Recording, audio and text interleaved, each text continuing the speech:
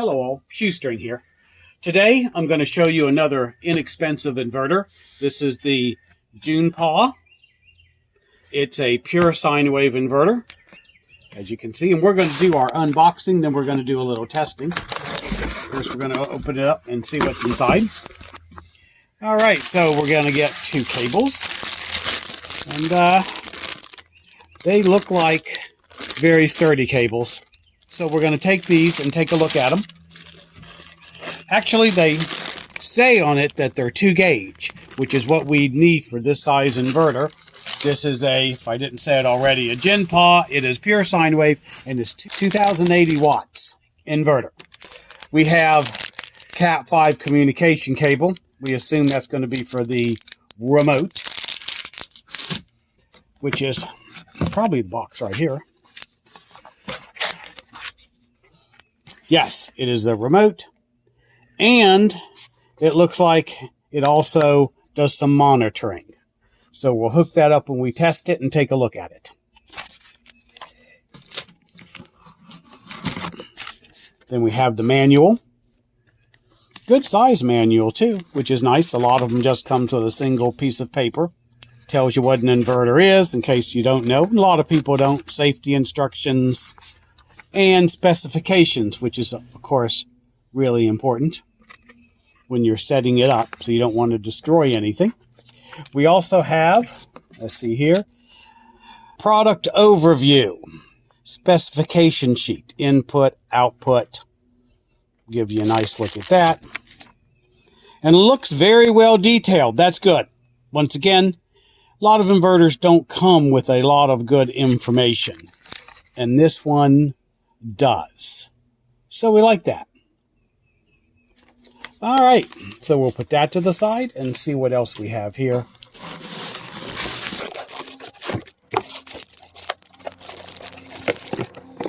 All right, in the plastic, we have the inverter itself. Let's go ahead and take the plastic off. Now, of course, if I was not filming, this would have come right off, but that's how these things work. All right, so heavy. I like heavy. Heavy shows that it's normally well constructed. Not always, but that's a very good sign. It has your feet, which is made to connect this to permanently to wherever you want it. It appears to have rubber feet, which will be nice. If you ever are using it in a situation where there's vibrations, that will keep the vibrations down. See, we have our 2 connectors, our post for our positive and negative connections. Yeah. Have these little safety caps, which are good. Well, assuming you can get them off, they're good.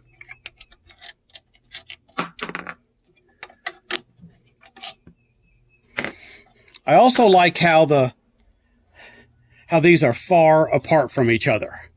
Okay, because a lot of times they make them where they're too close together and you could have shorts. And I don't like that, where you can cross connect one cable to another.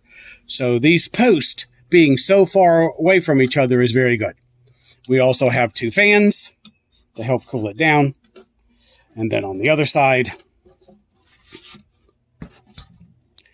all right, on the other side, we have our off and on switch, our connector for the remote, where our Cat 5 will go, a USB,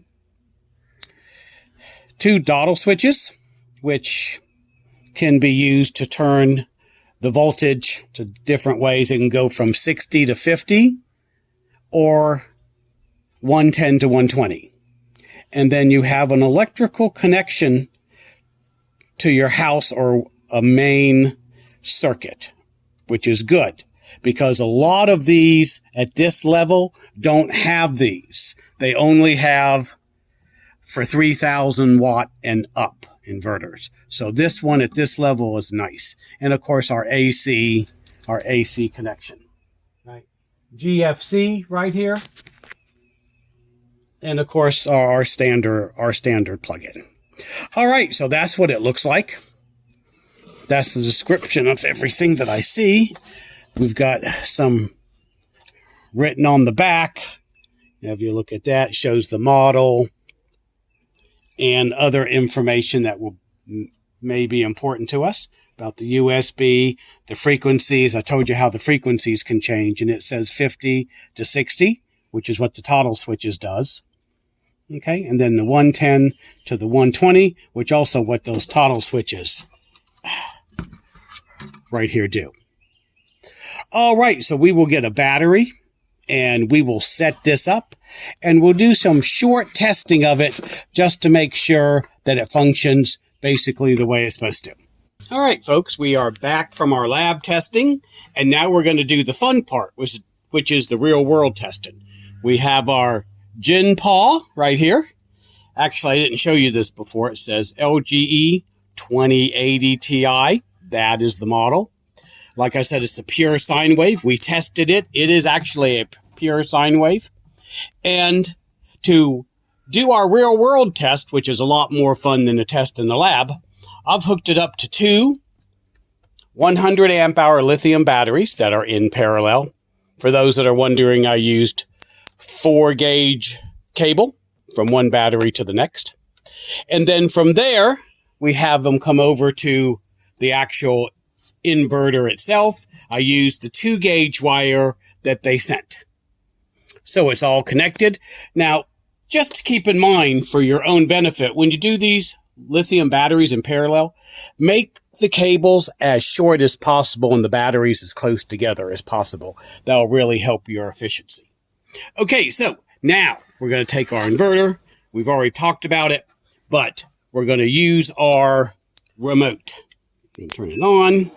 You'll see it starts to come on. The fan will come on for just a few minutes, then go off. This doesn't have an LGE system to monitor it, but it is actually on the remote, which works out fairly well. And in some situations can be a little better. So we have our battery indicator here. We have our voltage, which is 13.8, and the symbol right there that shows you it is pure sine wave. Show you that it's at 110 and 50 megahertz at the moment.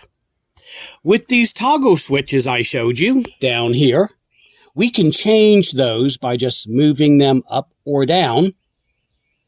And you can see it is changed from 110 to 120, and you can get the megahertz to change from 50 to 60. Keep that in mind. Most inverters don't really have that you can change at this price point.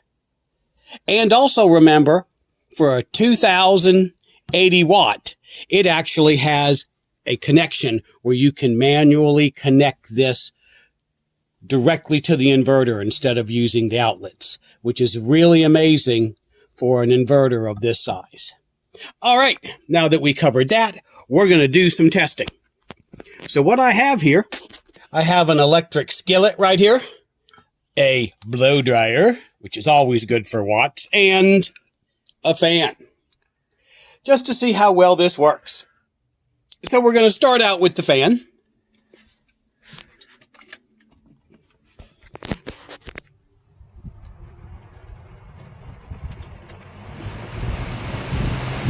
Which will run what? Fans like this, inexpensive ones, run about 70 watts.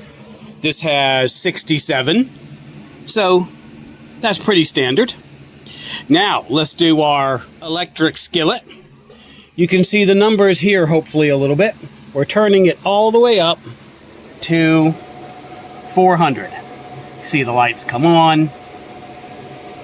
You can maybe even hear the sound. It will slowly start to come up. All right, and we are now at 945 watts. Okay, so now we're going to take our blow dryer, put it on high, and it runs up to 223. You can hear it beeping because it's over the 2080, but it is still running. I want to point out, at that, it is still running, which is extremely good. So we'll put it on low.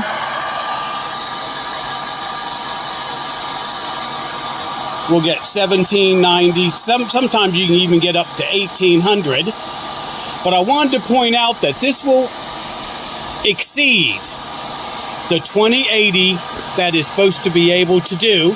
It beeps, it makes some noise, but as you saw at 22, it still kept running. And I think that's really good.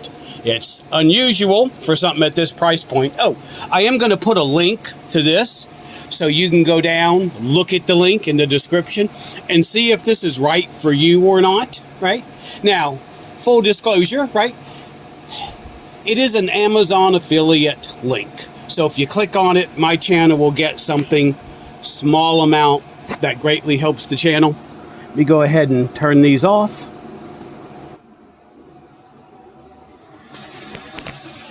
And as you can see, the voltage is all dropping.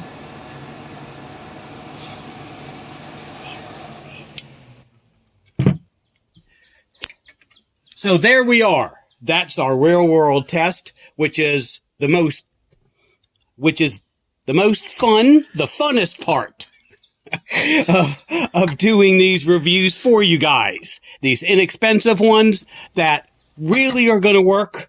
You can see they work. This outperformed what it said it could actually do.